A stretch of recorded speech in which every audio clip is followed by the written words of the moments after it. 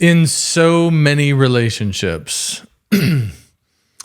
I mean, it's probably just universally true in all relationships that peace can be prioritized over other elements of the relationship that should be a higher priority than peace. Peace, though, it's so attractive. It's like, do I really have to address this? Is it worth the conflict? Yeah. You know, is the potential resolution that the conflict may achieve worth all of the pain and hassle of the conflict, or can I just keep the peace? And combined with the trained thing that says conflict itself is bad. Like it's that. They may not just be avoidant of conflict because they don't like conflict. It may be they're avoidant of conflict because conflict itself has been labeled as the worst thing. So morally, avoid conflict. That's the highest thing that's put out there. If you're not avoiding conflict, then you're wrong. Yeah, it's like, I think that so much of I would say attaining, or let's say obtaining or keeping peace in relationship has to do with a proper understanding of conflict. What is the purpose of conflict, and what is the virtue of conflict? Does conflict have any redeeming qualities about it? Or, because if not, then you arrive at the conclusion that you just described, which is there's never a reason to enter conflict, and conflict itself is bad. Right. I 100% disagree with that. I cannot even express how much my whole being is against the idea that all conflict is bad. Conflict over the valuable components or facets of what makes a relationship healthy is always worth it. And what we've been experiencing in our lives recently is what we have experienced in our lives at some indeterminate point in the past is that peace has been prioritized above truth. And when you have a perspective that all conflict is bad, then you're inevitably going to prioritize peace over truth at some point. But it's not true peace. Yeah, because you've subtracted truth out of it by definition. Right. So whatever you arrive at is going to be false. Yeah. When you prioritize peace over truth, you are sacrificing the truth and making truth the servant of peace. So truth becomes whatever peace needs it to be, which means it's no longer truth. It's some version, some sort of amalgamation of truth alloyed with something else. And when that happens, it's not peace. It's actually enslavement. Like it becomes bondage to someone in the relationship. Somebody's in bondage. When conflict is the worst thing, when peace, quote unquote, is the highest thing, then everybody serves not conflict and what they perceive as peace. People perceive peace as being not conflict, right? And it's actually way deeper than that. So when, and you were saying before, peace is not a primary. Yeah. And we have to have proper definition of peace. Like peace is not the absence of conflict. I think that's a great way to phrase it. Like it's, because I think we've all been in situations where there wasn't conflict, not active conflict. That's right. But there certainly wasn't peace. And so if you can have no conflict, absence of conflict, but also absence of peace, then they're not the same thing. And what happens is, in order to exist in that framework where it's absence of conflict and quote unquote peace, it's false peace, then people have to become less and less and less versions of themselves. They have to turn off parts of their brain, because your brain is going to figure things out. It's trying to figure things out. It's trying to go towards truth all the time. And you're not allowed to do that in an environment where you're not supposed to step outside of what someone else proclaims as this is what peace looks like. So lose yourself and join us. It's uniformity, but not unity. Yeah. Yeah. Uniformity. And like my description of the uniformity would be, okay, we're in relationship. We both don't like conflict, and we're going to value the absence of conflict, above truth. And so whenever something happens that generally should be addressed and it's going to produce conflict, there's a silent agreement in this arrangement that we're not going to address the thing that needs to be addressed. This is the truth that we're going to ignore. Whenever this comes up, we're going to set it to the side and pretend it doesn't exist. Yes. This is what was in existence in my mind when we first had our first conflict. It was that this is bad. This is going to ruin the relationship. I can't say XYZ because it would cause conflict, and then the relationship will go. And that's where it came from when you were saying love is proven in conflict. The conflict itself is not bad. Love can be proven in conflict, where how you disagree, how you put things out there, how you are going for the best of the relationship, and how you communicate safety for the other person to truly think and truly express. That's real freedom. That's what brings freedom. Yeah. Somebody who's saying, no, what you're thinking, you're not allowed to think. And you may not say that, or you've got a problem with what's going on, then you are the problem. And so you're the problem for saying there's a problem. You need to shut down. And when you shut down, then we have peace. Look at this wonderful peace. It's not peace. It's everyone is less than. It is bondage. People are not free to communicate with, being able to even debate things requires that. Do you know what I mean? You have to be able to put those ideas out there in a respectful way for the other person. Love is proven in conflict. Speak the truth in love is the point of it. You can't, love is like designed for, it's the only thing strong enough for conflict. That's good. You know what I mean? That's good. It's you in a romantic relationship, if your love stops when conflict arises, then first of all, it wasn't love. And then you also don't have the very thing that you need to sustain you through that conflict. Oh, it's so true. Because it's so true. It's only the fact that we have committed to love each other that is going to like anchor us to where the important things about the relationship are not going to move during the conflict. It's an anchor point. Quite literally, it's an anchor point. Which is why it helped me too, just kind of going back to the visual when you grabbed my pinky during it. It was an anchor point. Yeah. It says this isn't going anywhere. Yeah. We're not going anywhere. While we talk about this, we're together. And it was a visual and physical representation of that, which is super helpful. And I think that you can do that with someone else who maybe you wouldn't want to reach out and grab their pinky. You can do that with words. You know, we talk about this a lot when we're coaching businesses when it comes to customer service situations. How to verbally lean in and explain to them even better than they can explain to you the feelings they may be feeling, so that they feel safer and safer to go ahead and express what they're thinking and feeling, because they'll only express a little bit lest they be thought of incorrectly and it hurt the relationship. And and to continue along the visual line, I think they're afraid of like you in that situation with the two of us, afraid of revealing your thoughts. Yes. Because those thoughts that you're having about this subject may result in alienation. Yes. And so same thing in like a customer service issue. It's like, they're not sure how much of their thought to reveal and how strongly, because it might result in alienation. You're going to go into retreat into your bunker, and it's going to turn into a war. And so it's like, I don't know how much to say.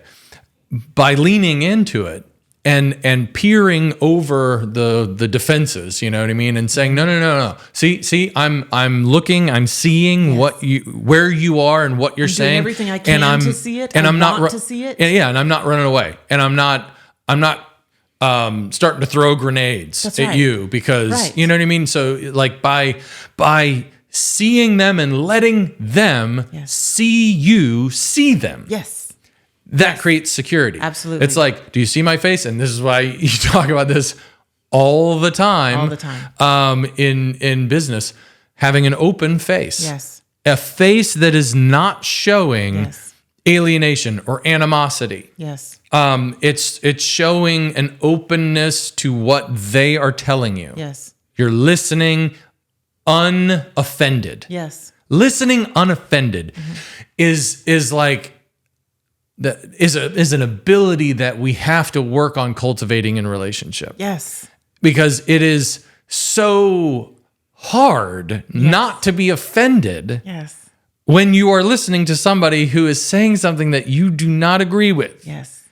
And so it's like we have to practice at it. I mean, I would say not it's not even just feeling offended. It's the fact that your expression of passion with what you believe to be true can feel like an aversion to the other person. Like, you know what I'm saying? It could come across as if you're offended just because you're processing passionately and you are trying to get that, and how it comes out, they can miss what you're saying entirely because of how strongly you're operating to communicate. And so there's lots of ways where practice is important. And I think developing your own beliefs and your own identity is so valuable through the earliest stages of your life all the way through your whole life. Because if you don't, you fall into these traps over here that people put out as highest priority of peace, where then don't think and hide what you actually disagree with and just go along to get along and join our group.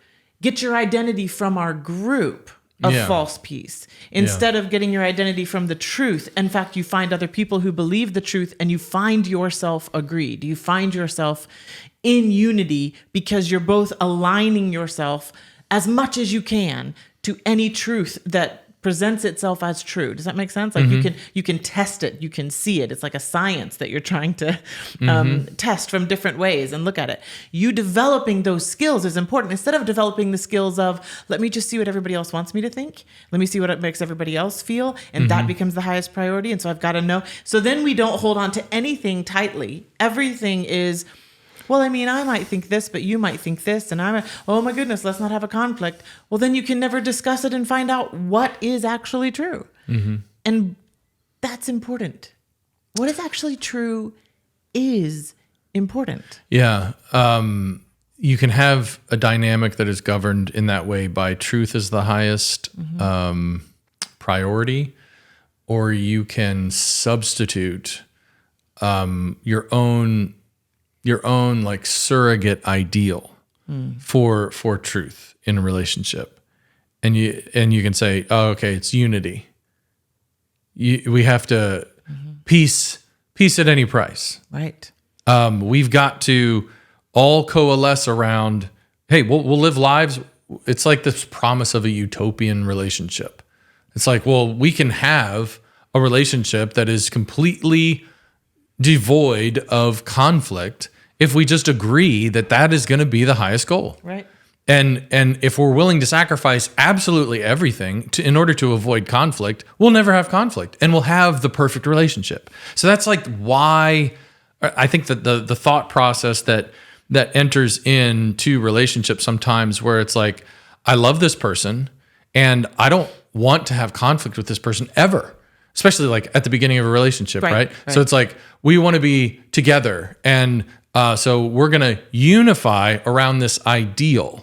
But it's then, like you were saying, uniformity that we're creating, not unity. We're both going to agree that peace at any cost is going to be our top priority.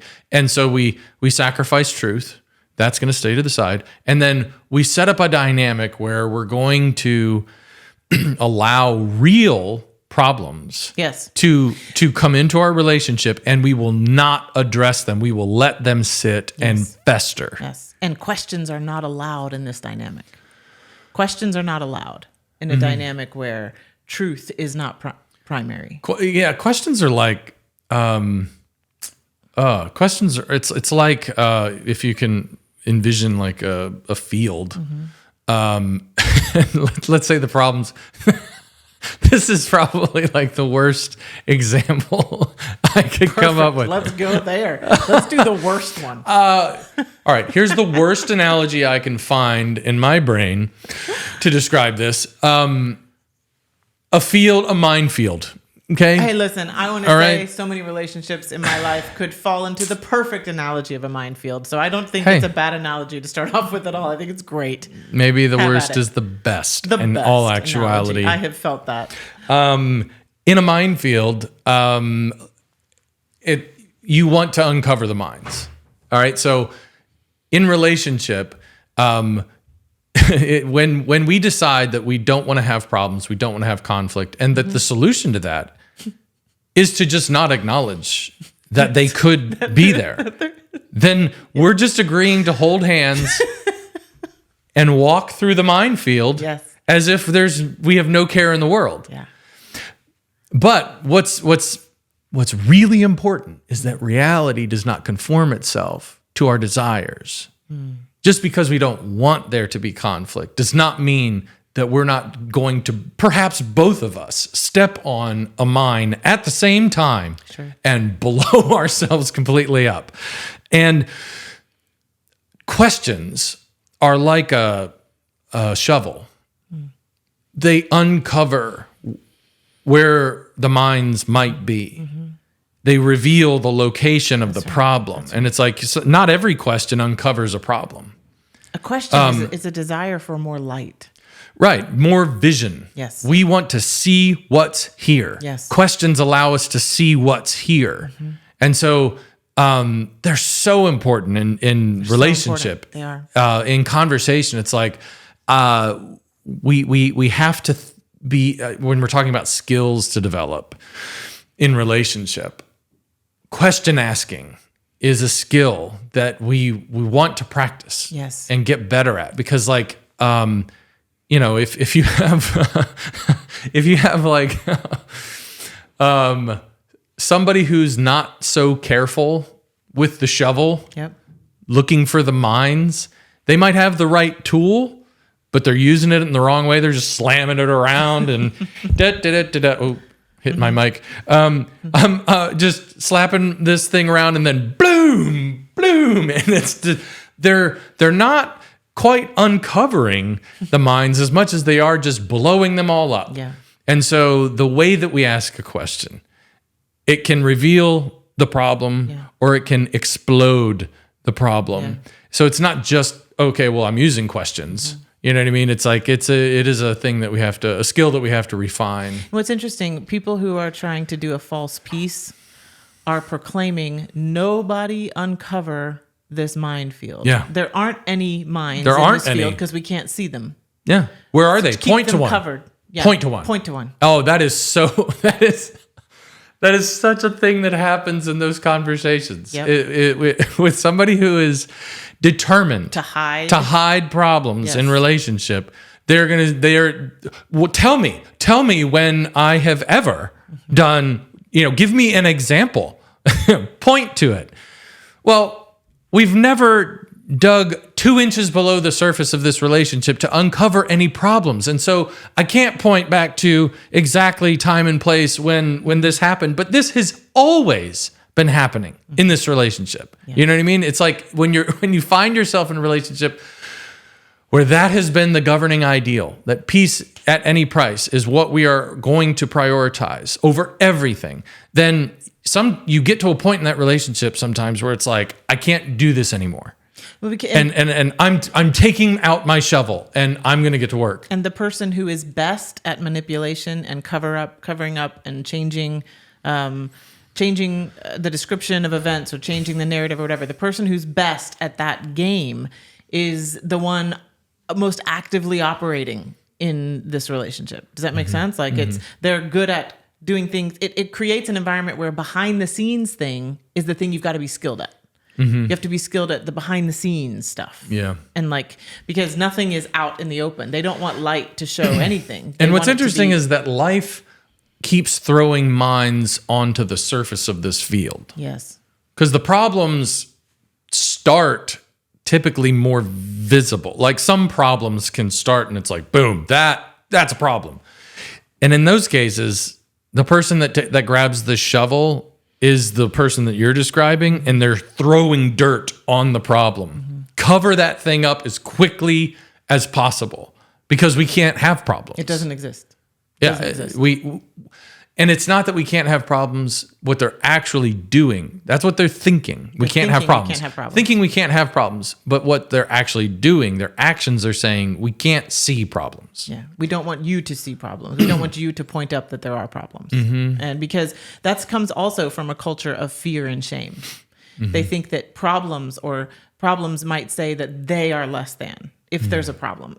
But I remember, back when I was 21 and I was writing in my journal and experiencing some things in my life where I wanted to take away those principles, right? Instead of what was going on, I want to take away the principles. It reminds me of this, where the thing that I wrote down was having a problem isn't the problem. The problem is the problem. Deal with that. Deal with the problem. Instead of saying, if somebody raises their hand and says, hey, there's a problem, they're like, it's you because you said there's a problem. Yeah, it's the like, person no. with the shovel is definitely the person who gets blamed in these types of scenarios. It's like, look at all the problems you're creating. Yeah.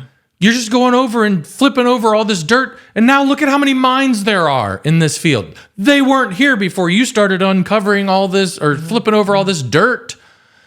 And I like the word dirt because I think it's symbolically descriptive here, is that you have to dig in the dirt to get to the problem. Yeah. It's messy. And the questions that have to be asked are sometimes painful. When you shove a shovel into the dirt, it cuts the dirt. Yeah. You know what I'm saying? Yeah. Questions can be cutting. They can feel painful when we have to encounter them because it's like, I don't like you asking about this. Yeah. It's uncomfortable. Yeah. I may have taken great pains to cover this up, this problem, and you are unearthing it right now. And so much time is spent on constructing things on top to cover where things are.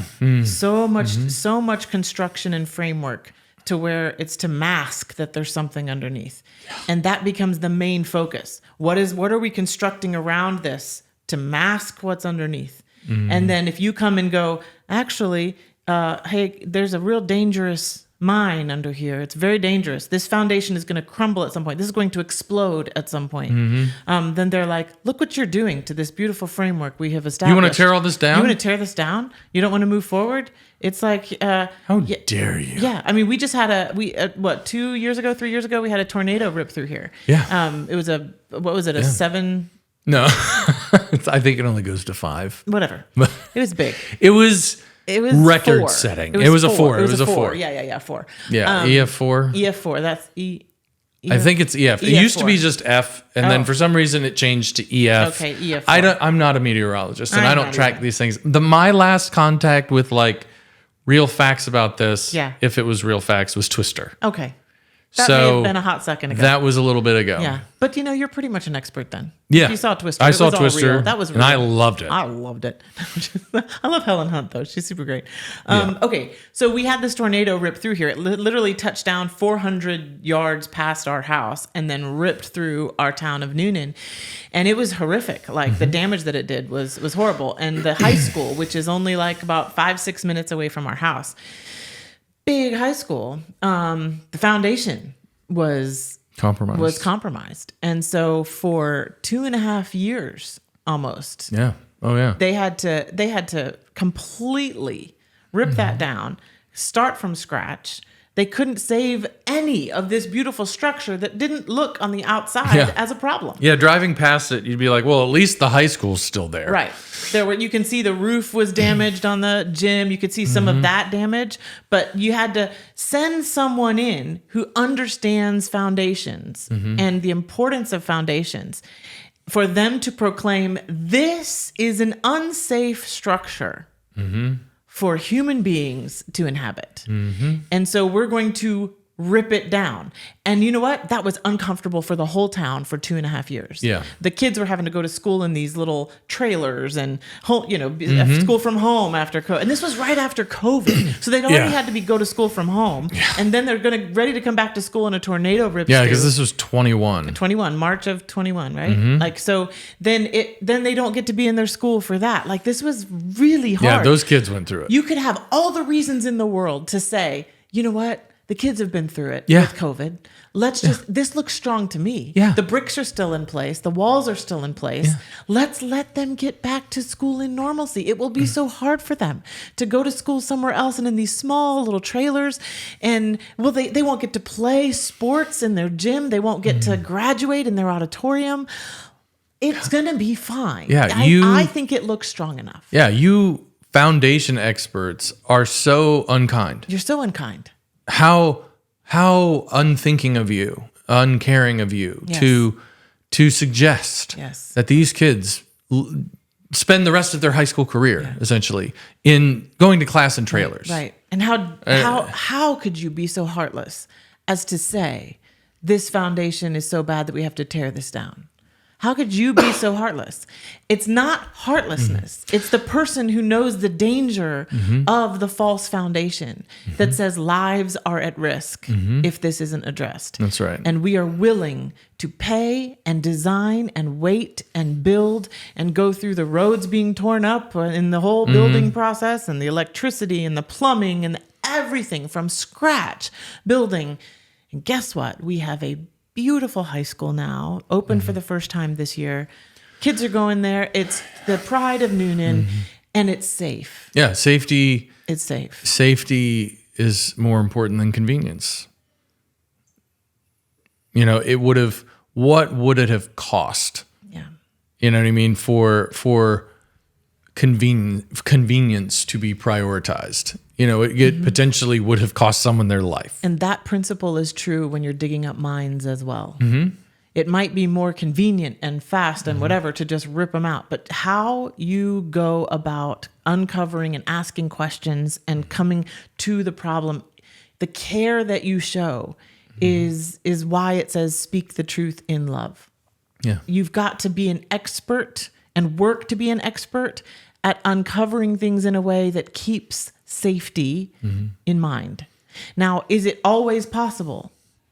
No. Let's go to really quick. Let's go to the importance of conflict, the priority of truth when it comes to if conflict is inevitable and there may be pain involved.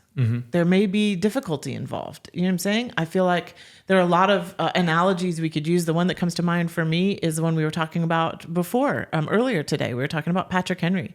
And in his speech, famous speech, you can look it up. Normally people only know the last bit of used to know. I don't know if everybody knows now. Patrick Henry, back during, at the beginning of our founding of our country, people normally know his phrase, give me liberty or give me death. Yeah. But the entire speech that he said is so powerful. And he talks about, gentlemen may cry peace, but there is no peace. The war has already begun.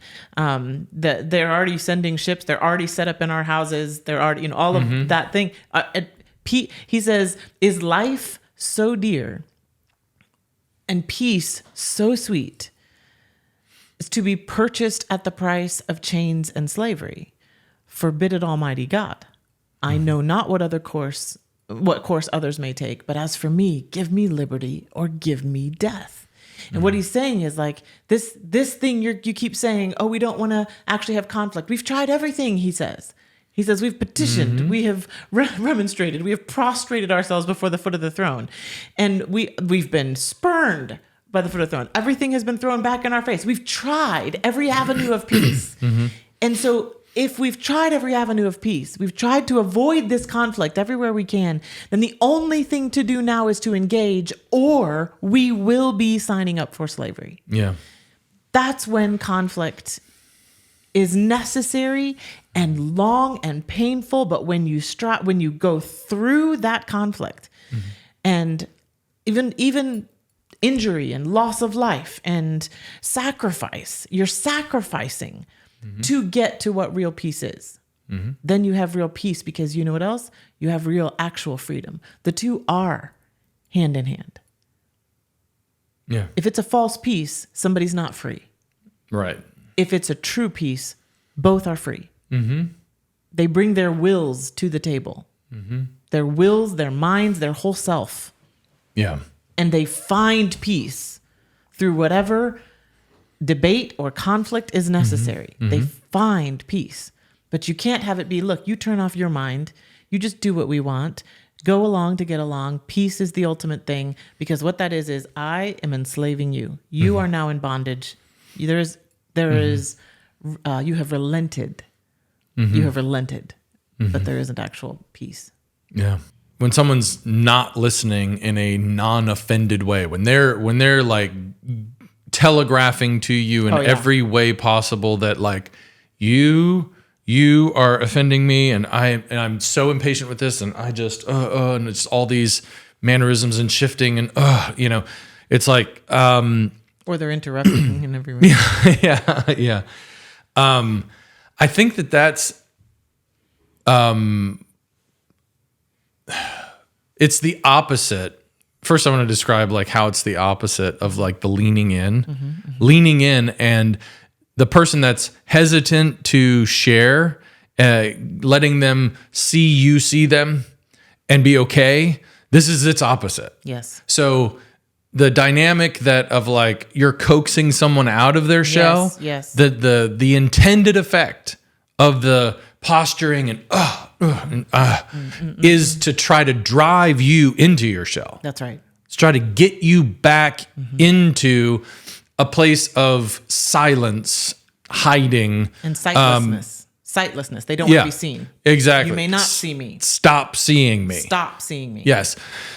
So, which is driven by fear and shame. And in that kind of a situation, I think that conflict is inevitable, because if you're going to continue to say, no, I see, then they're not going to stop having a problem with you seeing.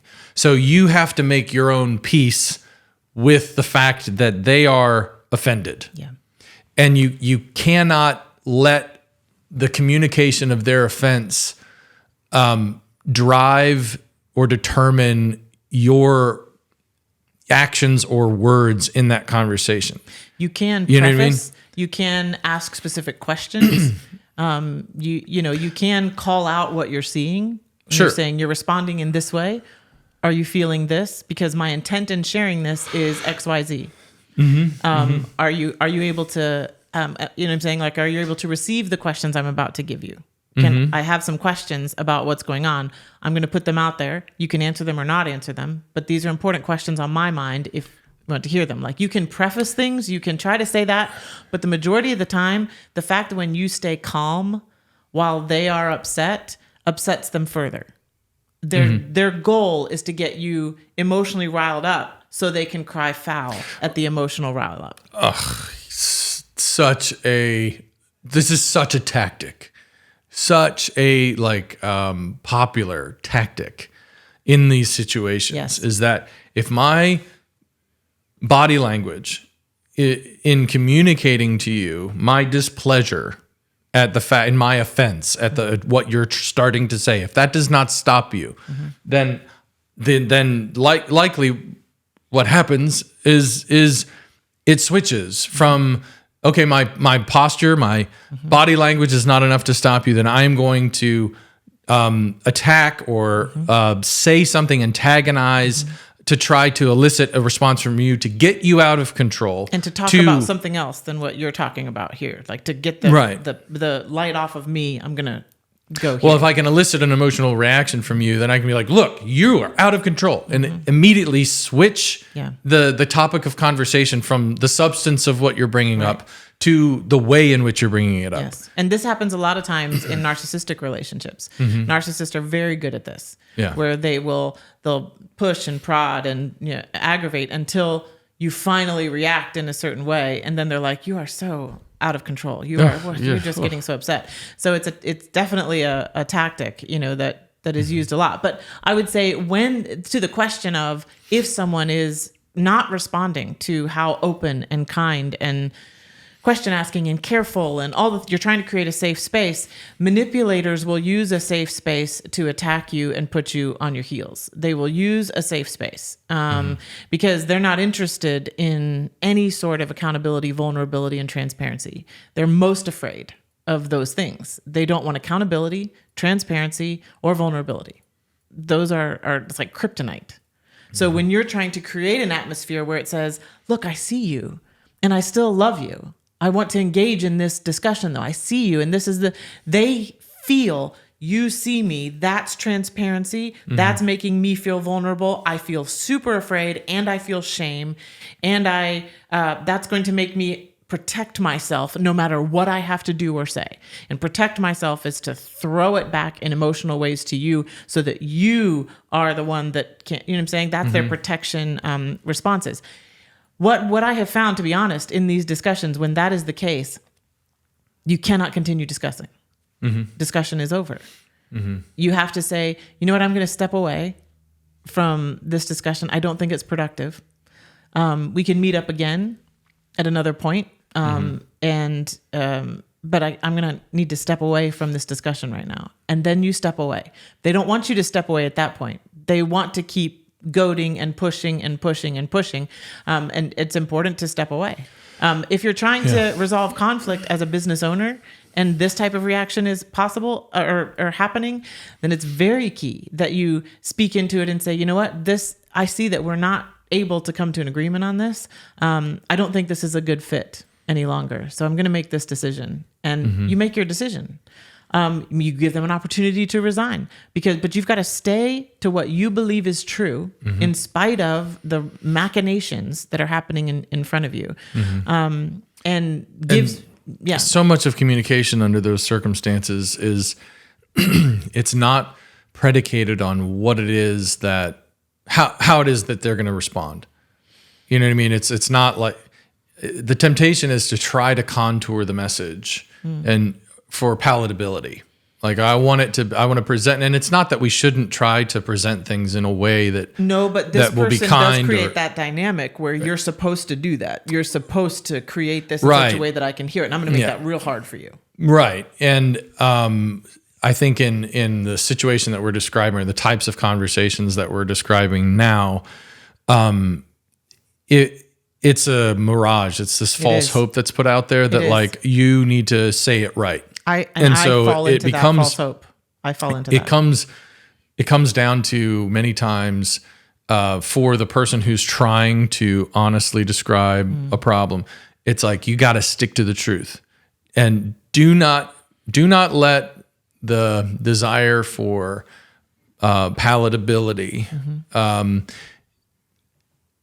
alter the content of what you're going to say. You know what I mean? Like you can say things in kind ways, but the substance of what needs to be discussed has to be there. Yeah. And that needs to be the priority in those kinds of conversations, is that like, okay, I'm leaving this conversation knowing that I said the substantive things that needed to be said. I think that there's two things I'm thinking about this that I want to make sure to cover. The one is, I would say we are a good combination when it comes to that, because there is a clarity of seeing the truth that you have that is so pointed. It's like this amazing laser that is, and it's right on. You see the whole, and you see all the ramifications of it. And as a leader, you also see if this, then this. Like you see the consequences of actions farther ahead in the future than anyone else, as they say leaders do. You can see that. And it's as real as this microphone in front of my face. It's so clear. It's so present to you. It is so clear. It's just clear. And it's important to communicate that. And I think my sensitivities to people, my empath ability, that is super clear to me. It's like clear as the microphone in front of my face. Like I can feel that. I'm not laughing at that ability. I know. You're chuckling. I at chuckle the at truth how of what I'm true saying. it is. I know. And so we are. And it is such a contrast between the two of us. Yes. You know what I mean? And because we both, like, you care about people and I see truth. You know what I'm saying? It's both. It's not a lack. It's not. either. Yeah. It's not that I don't care about people and you don't see the truth. Right. It's the fact it's the fact that we work together to find as best as we can the ways to communicate truth so that people have the best opportunity to hear whatever it is we're saying in that conversation. And we'll work hard to do both. You work hard to make sure the truth is communicated, and I work hard to take into consideration how the person is hearing this, and am sensitive to, are they able to receive it or not? Because sometimes if they're not able to receive it, it goes to my second point that I wanted to say. It's that quote that we love, and you'll say who said it. But to give truth to give more George information MacDonald. to someone who loves not the truth is to give them more plentiful material for misinterpretation.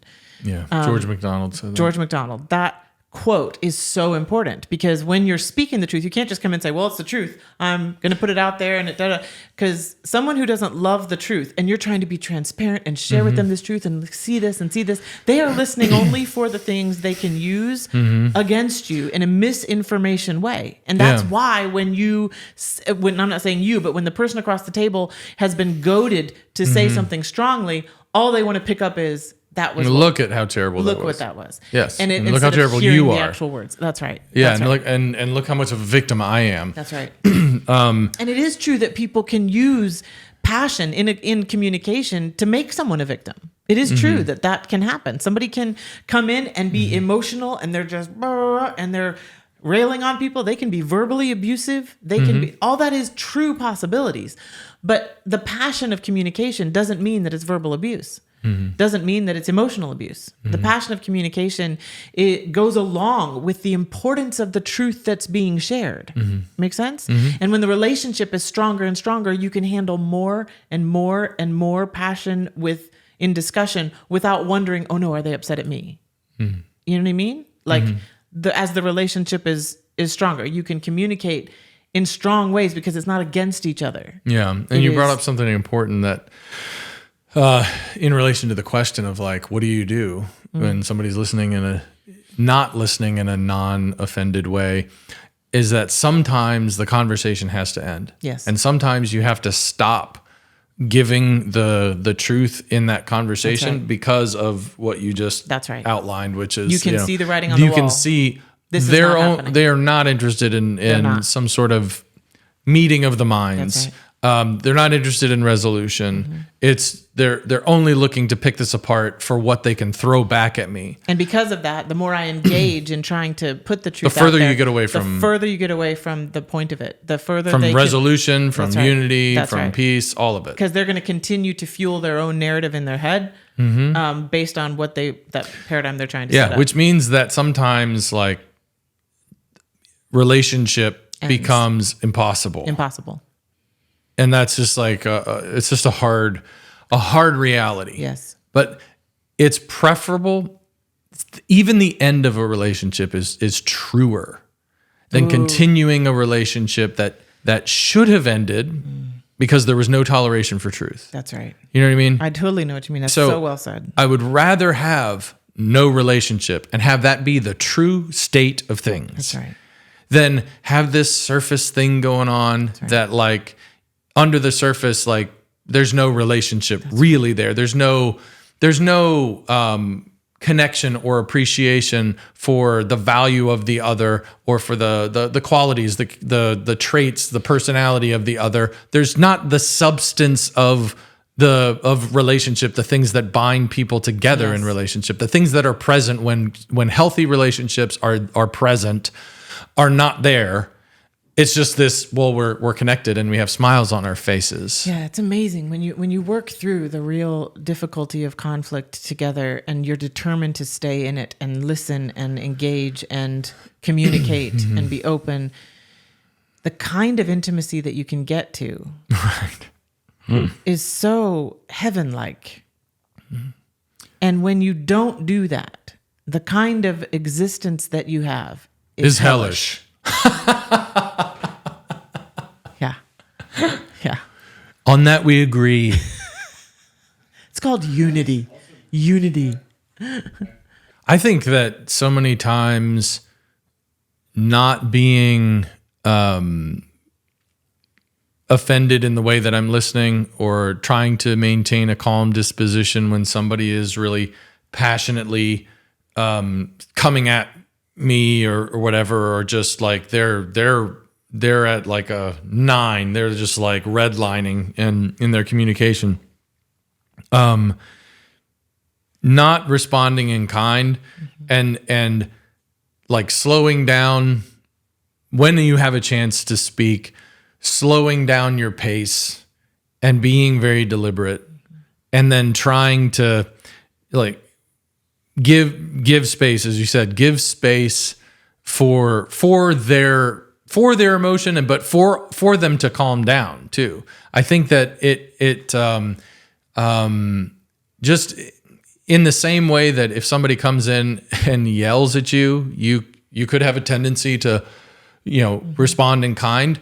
It's almost like you want them to respond in kind. You're going to try to flip the script and say, okay, I'm not going to participate in a shouting match.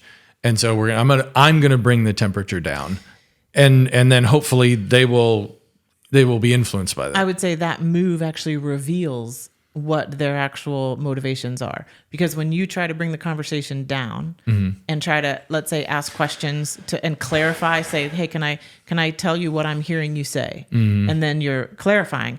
If their desire is to emotionally control the situation, then they will not go with you on that. They will not calm down, because their purpose is not actually to be heard. Their purpose is to avoid being seen.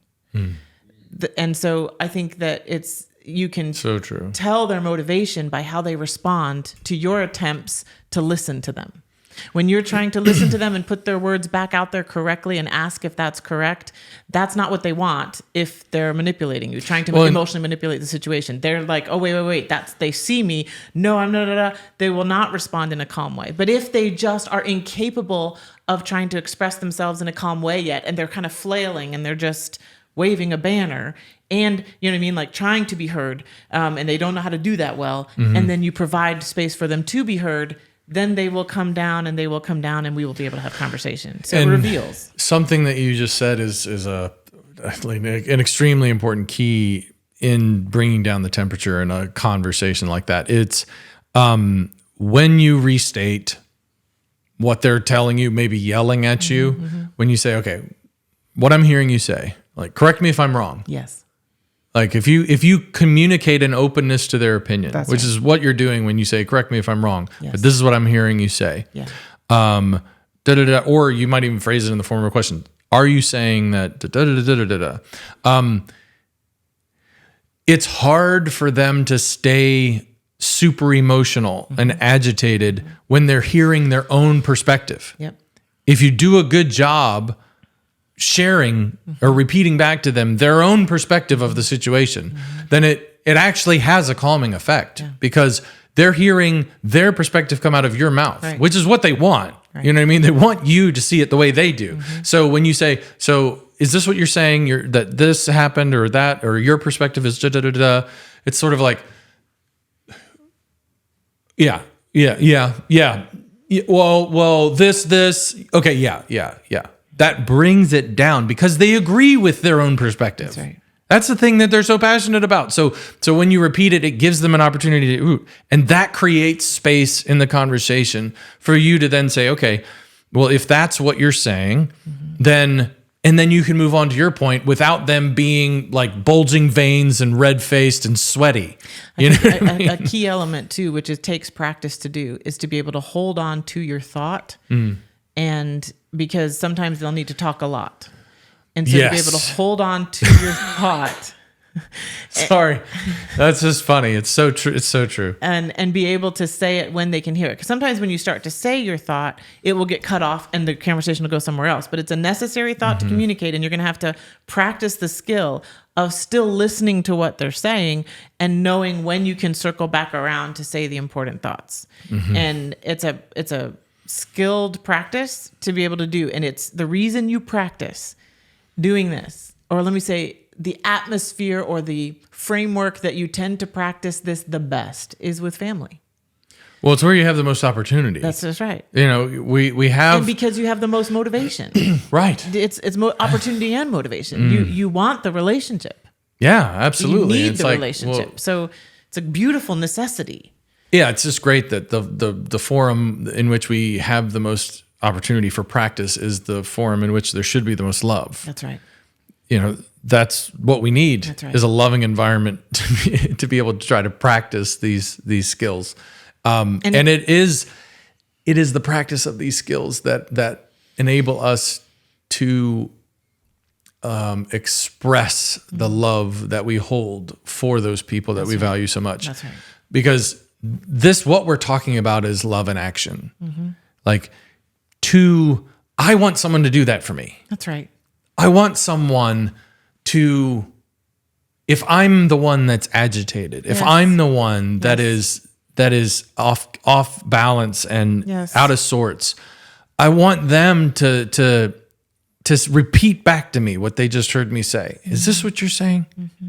And look me in the eyes and be genuine with the question and give me an opportunity to hear my own thoughts. Yes. Did I say that? Is that what I said?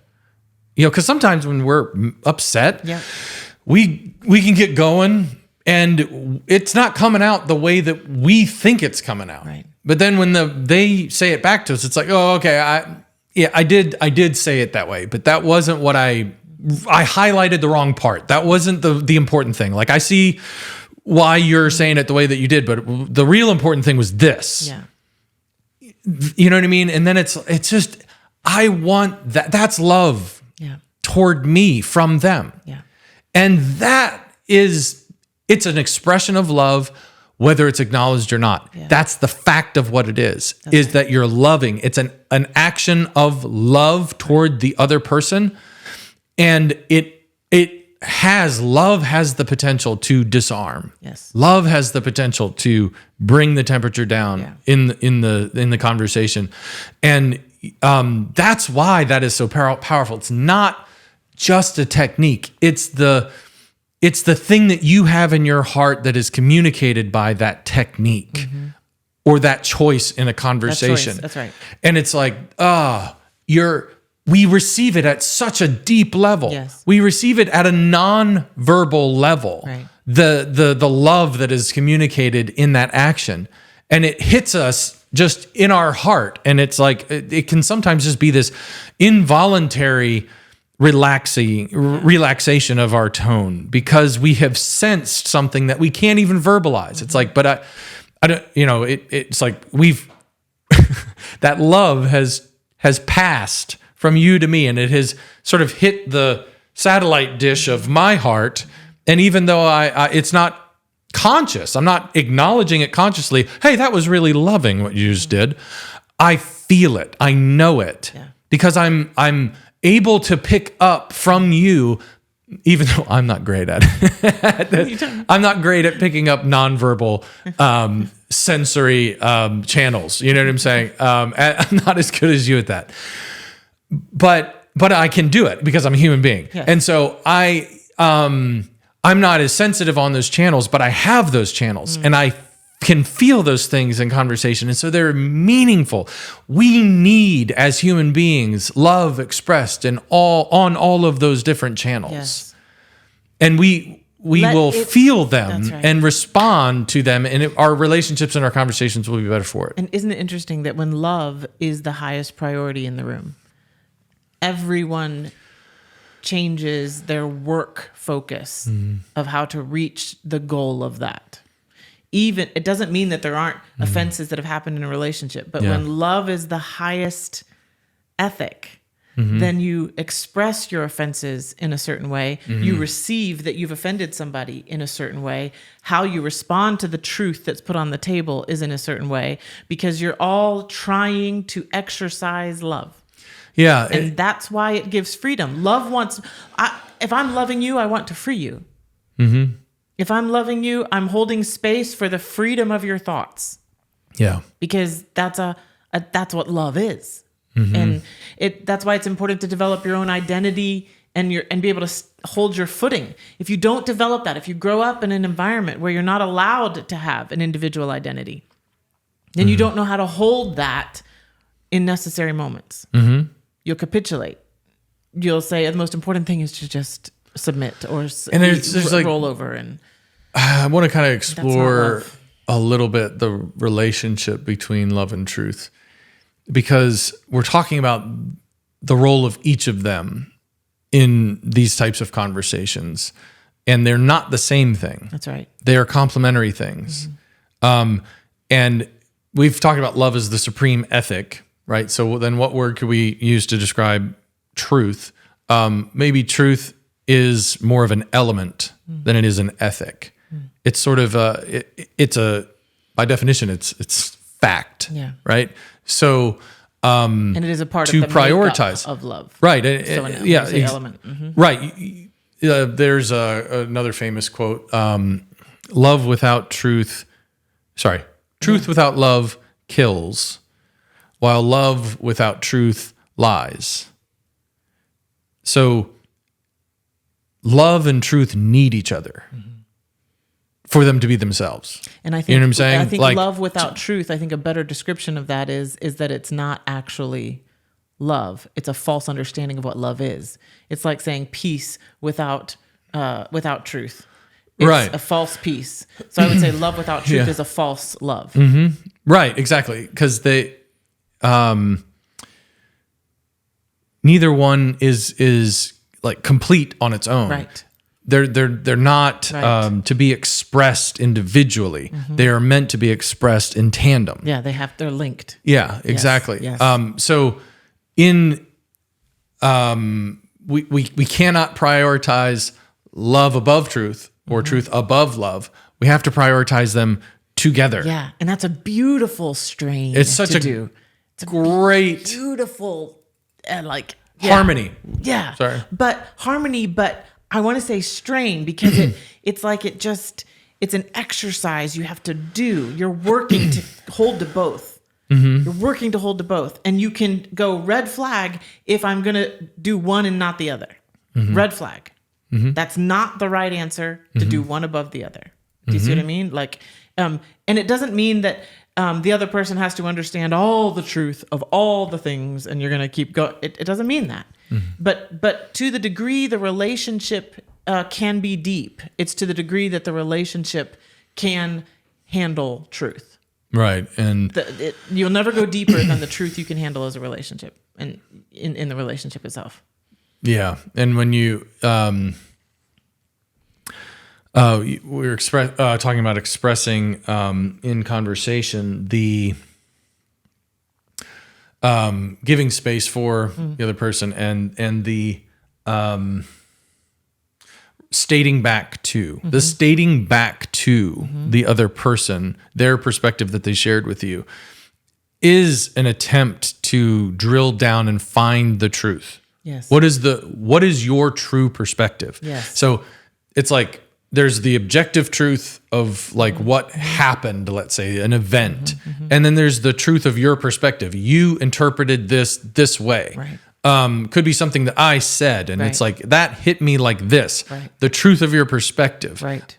is important to establish. This is what you're telling me, and so you're expressing love in an effort to call forth the truth of your perspective. Yes. But we don't stop there. It's not like, oh, okay, well, this is how you felt. Right. So it doesn't matter what my intention was. I should just apologize to you. I may have said something to you and I was in a hurry and I just threw something out there. And the way that it landed with you was that I was being impatient or unthinking or whatever. And that was not on my radar at all, was not a part of my intention, but it hurt you in some way. And then you're sharing that with me. And then I'm repeating back to you. So what you're telling me is that when I said that, this is what you got from it. I want to respond to the truth of your perspective. This is truly what you thought about what I said. Right. And it hurt you.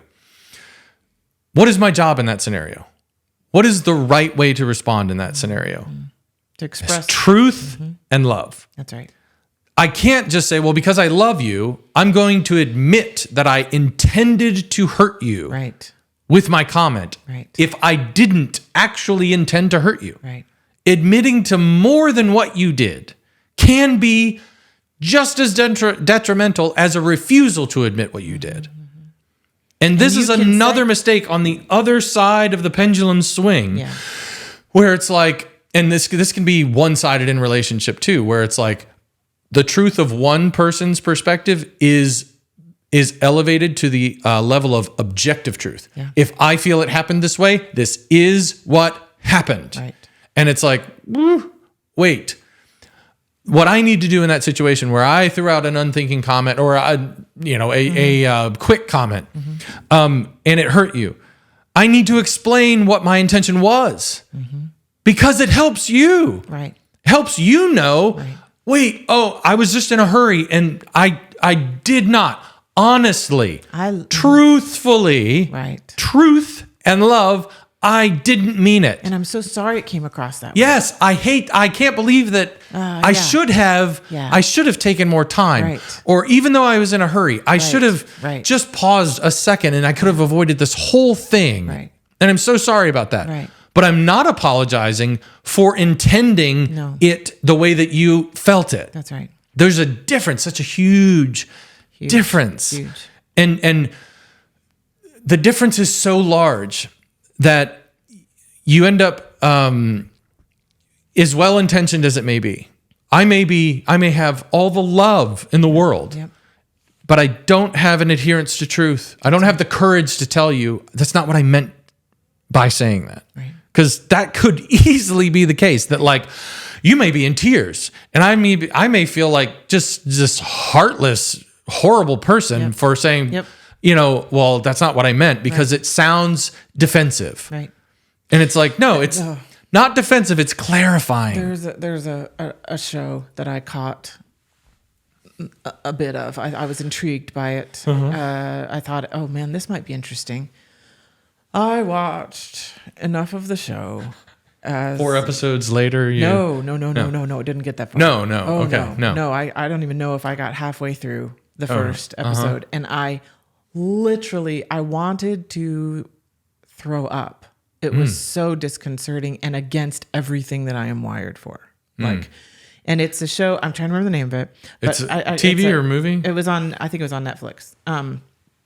I'll have to look it up. The name of it, I can't remember the name of it, but it's Kate Winslet, and she's like the president or she's a head honcho in the government of some sort, and she hires this guy who was in the military, and he has, I guess he saw combat again. I haven't seen the whole show, so I'm sure they go to flashbacks and you learn as you go through the show. So I don't know. Yeah. I just know he has almost like PTSD, and he wants to serve, and he's all about honor and all these things. But she is the epitome of a narcissistic abuser of someone, and she gets off on it. Like she just thinks it's how she operates. It's so bad. Oh, it's so bad. And she is training him to do these. And then when he tries to exert his own protection of her, or when he tries to apply something she said over here to something now, then she changes it and beats him. And then she's like, then she pulls him in with this loving thing, and then she banishes him, and then she just uses him like a yo-yo, and it was the most painful thing to watch, because the whole point was the control of him. The whole point was the power over him. And anytime he tried to exhibit good things and communicate and be careful with this or protect, then she would just eradicate him from the inside out. And it's so painful. And I'm trying to remember why I was telling this story, but what were you saying before this? Because I want to go back to what you were saying. The necessity for truth and love, and like, okay, not admitting to an intention you didn't have. Yes. And so she makes him like apologize after she beats him for something. You know what I mean? She makes him take ownership as if he had done wrong. Yeah. And when you continually do that to someone, you're training them to lose all autonomy. They lose all autonomy, and they are the most vulnerable person ever. They're most vulnerable. And that's what a controller wants, is for you to be vulnerable, not so that there's love there and truth and autonomy and independence and freedom, but so that there is the openness for them to continue to abuse you because of whatever power they've got, whatever emotional need lack, they're trying to satisfy mental themselves. issue and lack that they have. But like being pushed to that degree and then say, no, you need to say sorry for that when you didn't do something, is a high form of abuse. It's a wretched form of abuse, especially when someone is so in good conscience and in good honor trying to do a good job in the relationship and do their role in the relationship. Yeah. It's horrific to do. So just as much as it's possible to, and good in relationships sometimes, to listen to the other person's perspective, so much so that you want to communicate, I'm so sorry I made you feel that way. That is not how I want you to feel. I want you to feel these ways. Yeah. And this is what I meant to do. And I will not do that again. I'm so sorry I did that. Even though that was not your intention, you will absolutely come to the table and apologize for more than, so that person feels seen and valued and heard, and that what they felt is valuable to you to know, so that you can show them better love the next time.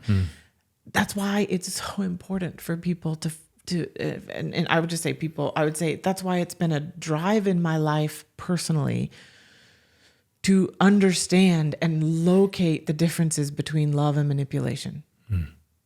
Because it's not a small difference, even though the way to perceive it is so nuanced. Like, you have to pay so close attention, because they can look like each other on the outside.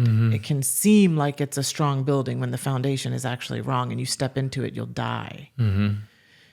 You've got to be able to locate the earmarks. And I think it's why so many reels and YouTube channels and all the things are about narcissism, and about, here's how you can locate this, and here's how you can avoid this, and this is what you do, because it is such a dehumanizing relational dynamic.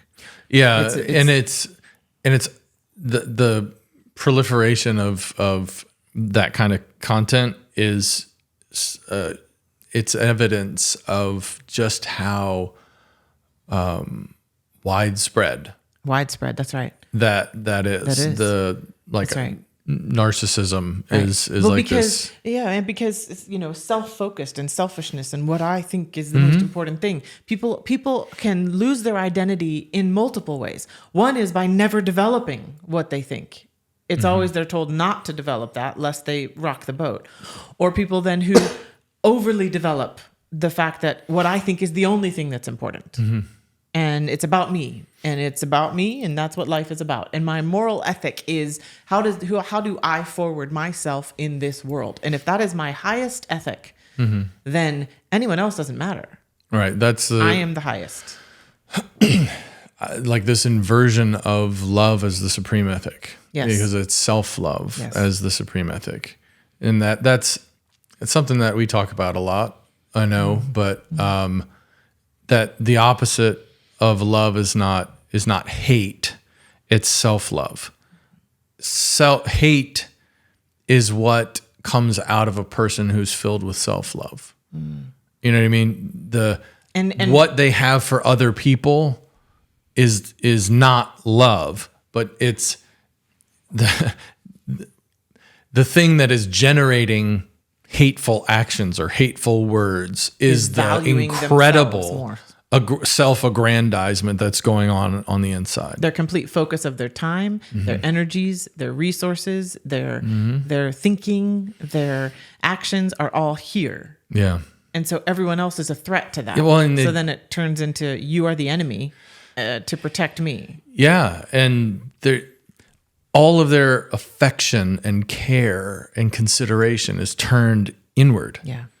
Like the flow of affection has turned inward, and none of it is flowing outward. And I think that can be there's just an illusion of affection, Yes. because it's like affection or care or consideration is pragmatic.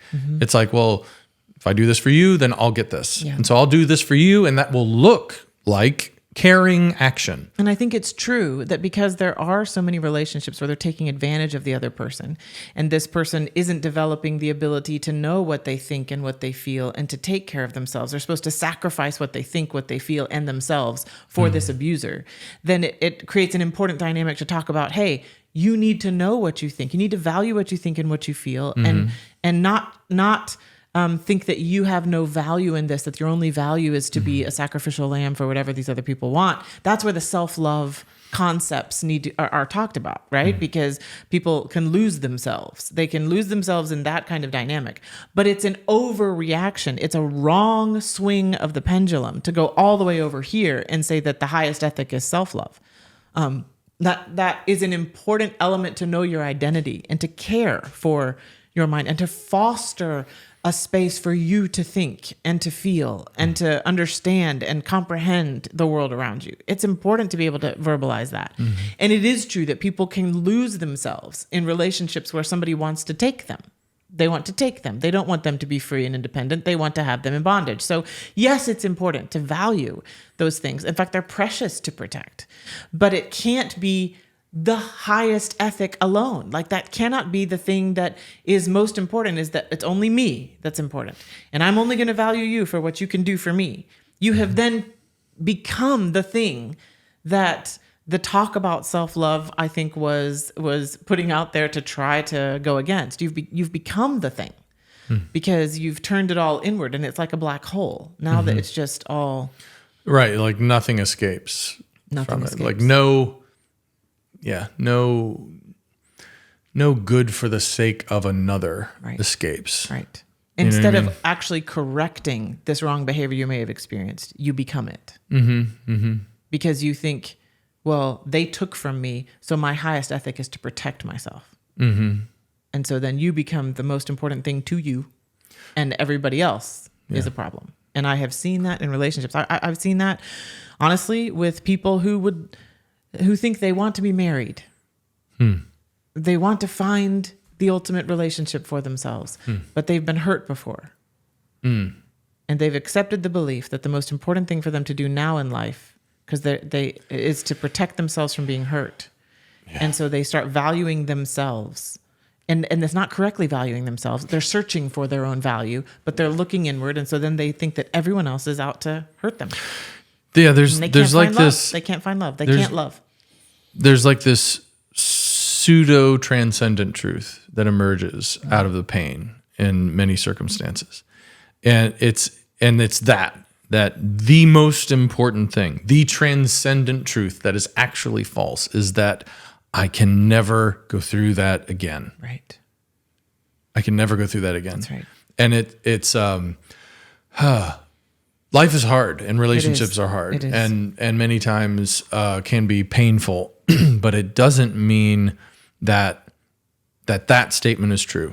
That under no circumstances should you ever allow yourself to be at risk of going through the kind of pain you just went through. And so, but it feels right. Yeah. It feels it feels like, oh yes, this is the transcendent right. truth that I must now follow, is that I will never risk that again. Yeah. And so that is a really sneaky, deceptive to the person. Yes. Deceptive. Yes. Justification for the cultivation of a new self-love, self-protection. Self-protection. You know what I mean? Yes, I do. Because self-protection is what it starts as, and then it turns into self-love, self-aggrandizement. If you keep going, you know what I mean? Complete self-focus. It becomes like the first step on that path to, I would say it narcissism. becomes self-obsession. Sure. Like yeah. Yeah, and so, yeah, when that becomes your governing dynamic, the thing that is animating you and that is defining how you orient yourself toward the world, it changes your position. You shift just a little bit, and it's like, okay, I was here, but now I'm going to be here. You know what I mean? My posture is different. I've now taken like a defensive stance, and now I'm seeing everyone through the lens of who may be a threat to me. That's right. In some way, who poses a risk to me, in a way that they could potentially cause me pain. Right. And I'm going to recognize. I'm like it's like flipping on a switch on like a radar screen of like, okay, and now let's do the infrared. Boom. You know, I've got my infrared lens up, and I am looking for any possible danger. And that is a different way of looking at the world. That's right. And that slides in. It's like that's almost imperceptible, because it's like, this can't possibly be harmful. But the thing that they're engaging in by putting a lens in front of them that causes them to see everyone in terms of who's dangerous and who's safe, who's dangerous, who's safe, that is a danger to them. That's right. Then they miss that danger. That's right. You know what I mean? Because this is the thing that's protecting me. That's right. And it's like, no. This isn't the thing that's protecting you. This is the thing that is actually going to become an impediment in your relationships. Right. This is so true in personal relationships, and this is so true in business relationships. Yeah. Coach about this all the time with bridal shops, because if a bride comes in and doesn't do exactly what they're wanting, which is buy on the first visit with all the people and like do all the things that they want her to do, then because they have not developed this skill of holding space and hearing the other person and responding to it and helping them to navigate the relational dynamics that are at play when a bride is finding her dress, they haven't developed those skills. They have purchased, and say, when you walk in, they've purchased all these gowns and done all this stuff to set up things, and so they're like, and now you're going to come in and you're going to love me and you're going to give to me. And then when the bride doesn't, then they're offended and they're frustrated. And then they start working very hard to put up protections and control on every bit of the bride's journey, so that what they end up with is what they want.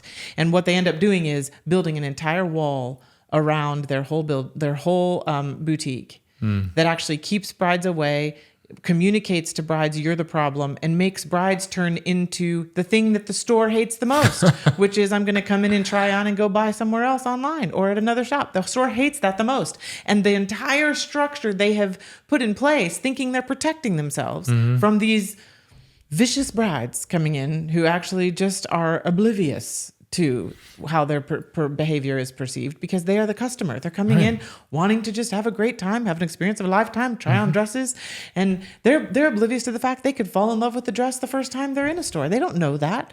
So there's so much that we can, if we're watching their behaviors in openness, in a way to help them reach their goal, we respond to it in ways that help them reach their goal. But if we're expecting from them something only in particular, it's this, or I will not love you, I will feel you've taken from me and you've hurt me, then I will put up all these protections, and I'm analyzing you for what you're doing to take from me so that I can get ahead of it before you can. And you know what I mean? It's that same operation in business as it is in personal relationships, and it makes them fail. Yeah. And they think they are the victim. Yeah. When in reality, their self-protection has sunk them.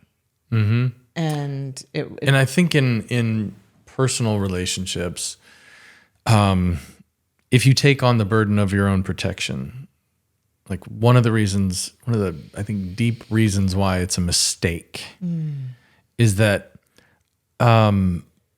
we're not best equipped to protect ourselves. We're best equipped to protect each other. Oh, it's so good. Like, I need to protect you. And you should be concerned about my safety. That's love. That's love. And when that's the dynamic that exists, I don't have to have that lens in front of me. That's right. You don't have to have that lens in front of you. It's like, we can set those down. Yep. And it's like, it's hard for you to see what's coming at you. It's hard for me to see what's coming at me. Yeah. But if I'm looking out for you and you're looking out for me, we can stay focused on each other. Yeah. But if each of us has to be responsible for what might be coming at us from whatever direction, how do I have time to pay attention to you? Right. How do you have time to pay attention to me? Right. We can't see each other if all we see is ourselves. That's right. That's right. So this self-protection thing, it sounds really good on the surface. That's right. But it pulls us away from the most important priority that we could have in relationship, in a truly loving relationship, which is the other. That's right. It makes me think of someone who is in a complete coat of arms and they're thrown into an ocean and it's like, you're not protected. It's drowning you. In a suit of armor. A suit of armor. Yes. Yeah. Oh, I said coat of arms. Yeah. That's the wrong thing. Oh man. I did.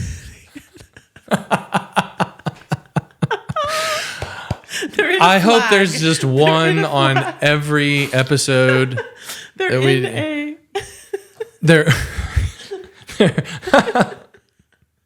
I totally meant they're in a full suit of armor. Suit of armor. Yes, I heard what you were saying. I know you always do, but then afterwards, and then I was like, suit of. So funny. Oh, that's hilarious. Yeah. Suit of armor. Yes. They're in that, and it drowns them instead of protecting them for anything. The weight of it. Because the danger that kills them is the thing that armor doesn't protect against. Say it again. The thing that kills them is the thing that armor doesn't protect against. That's right. Armor doesn't protect you against drowning. That's right. It helps you drown. That's right. The very thing that is meant and they're like, but wait, this is armor. This is protective gear. You don't understand. This is protective. It's protective gear. It's nature. It's designed for my protection. That's right. And it's like, no, the way that is designed, it's not going to protect you against the thing that is your ultimately most dangerous to you. It's going to sink you faster in the thing that it will kill you the quickest. It is the thing killing you. Yeah. Yeah. Interesting. I love it. So yeah, the things that we design for our own protection, we have to be careful about. Ironically, like that. Well, I would say, and the best way to do that is to be more concerned about what is truly is to helpful to someone else. To abandon the idea that the thing that I need to be primarily concerned about is my own protection. Yes, it's like be yourself, but get your eyes off yourself. Right. Get your eyes onto someone else's care. Well, specifically onto somebody who will care for you. Yes. Like love the person that's going to love you so that you don't have to love yourself. You know what I mean? That's right. That's part of how you know you're in the right relationship is that like the conversation that we had where you're like, I've got these gauges around my heart and I just need you to know that like, if something happens, then these things will click into place and whatever. And my response was like, I don't want you to get rid of anything that is a guard around your heart that is there for a healthy reason. Like keep that and you'll know if you don't need that anymore. And it's like, yeah, because we're in a loving relationship and you talk about, okay, I felt like then I didn't need those things them anymore. Funny. Yeah. Literally right in that moment. And it's like, but I couldn't do that for myself actually. Right. Even though you freed me to say, you'll know when you don't need them anymore. How I knew was your love. Mm-hmm. Right. It's being in a loving relationship, that makes you aware of the fact that you don't have to protect yourself. Because someone came along and was more interested in my protection than they were in me, in having me. They were more interested in my protection than they were in having me. Yeah. And so I don't have to protect myself anymore. That interest was so communicated, and it's just powerful, and it's important to be able to be open to that happening. Does that make sense? Like if you don't even think that the only way for you to be protected is if you protect yourself. And somebody says, well, you'll know when you need them. I do. I'm going to need them. And you can't recognize when someone is actually caring for your protection. And that's a frustrating position to be in a relationship when you're trying to protect the other and they can't recognize that that's what you're doing. It's like a lifeguard trying to save someone from drowning and you're literally beating the fire out of them because you're acting like they're the ones drowning you when they're trying to be the ones saving you. It's a key element. Well, man, this was super fun. Yeah. Yeah, I would say I feel like this conversation, of course, we will probably continue talking later because there's just so much I feel like we've touched on that we have experienced in life that we'll probably be diving into for the rest of tonight. But I also just want to say, like, if there are things that we've talked about here that have raised any questions or that have make you go, oh man, I haven't thought of it that way. Or, okay, well, what about this then? If that's true, then this. That's something we would love to hear your perspectives on and your questions on and engage with. Like, if you feel that this might be a safe space to put something out there to talk about, man, would we love that. We will be excited to hear from you and to hear what you've experienced. And if there's something that aligns with the experiences we've talked about, hopefully it can be something that will help you see clearly, know what truth is, understand more how you can show love in difficult relationships, understand how you can navigate them better so that your relationships can deepen. That's the goal. That is the goal. It is going to be the goal of our entire life, I feel, to continue this type of conversation. Because love and freedom, they are absolutely together. And if you're not feeling free, then you're probably not feeling loved. And if you are feeling loved, you are feeling free. So it's a good litmus test for those things. And hopefully this discussion has touched on something that helps in your life. So we'd love to hear from it. So give us a comment. Share this with someone that you know that it may help with, because that's the purpose of it. It's not to say, oh, hey, look at us. Let's see how many, whatever, like subscribe and like, and it has nothing to do with that. It literally is, if these conversations and our desire to find truth by the joy of talking about it together with somebody who you believe really also wants truth, and you believe you'll find it if you can just dig a little bit deeper. If that can help someone in their own life, it's worth doing. So the whole team is focused on that. That is our goal. So share it if it helps. Comment to give us your thoughts so we can engage and keep talking about that. It's a safe space, and we're excited to hear from you. So thanks for joining our conversation around the table.